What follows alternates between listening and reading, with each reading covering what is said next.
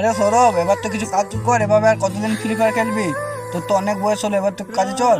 তোর বাবা মায়ের বয়স হচ্ছে, এবার তো পরিবারের দায়িত্ব তোকেই নিতে হবে। আরে না না, আমাকে এখন কাজ করার দরকার নেই, আমার বাবা আছে তো, আর বেশি তুই আমাকে জ্ঞান দিতে আসিস না, ঠিক আছে? আর দেখ ভাই, ওটা আমি তোর ভালোর জন্যই বলি। আরে আমার ভালোর জন্য বলার দরকার নেই তোকে, ঠিক আছে? সৌরভ সৌরভ, তোর বাবার খুব শরীর খারাপ, তাকে শুধু করে ডাক্তার এসছে। হ্যাঁ, কি বলিস?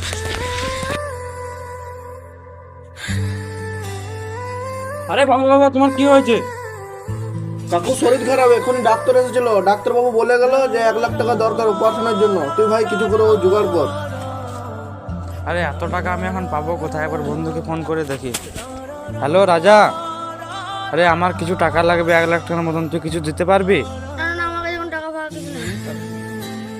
আর আমি এখন এত টাকা পাবো কোথায়?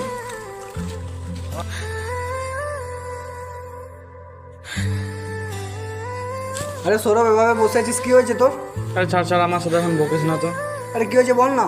আরে বাবার খুব শরীর খারাপ, 1 লাখ টাকা অপারেশন করাতে পয়সা লাগবে, এখন আমি এত টাকা পাবো কোথায়?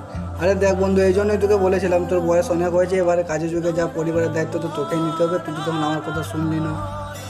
আরে তুই কি পারবি 1 লাখ টাকা দিতে আমাকে? আরে হ্যাঁ ঠিক আছে, তুই একটু বস, আমি 1 লাখ টাকা তোর এনে দিচ্ছি। ঠিক আছে, তোর এই ঋণ আমি কোনো জন্য বলতে পারবো না বন্ধু।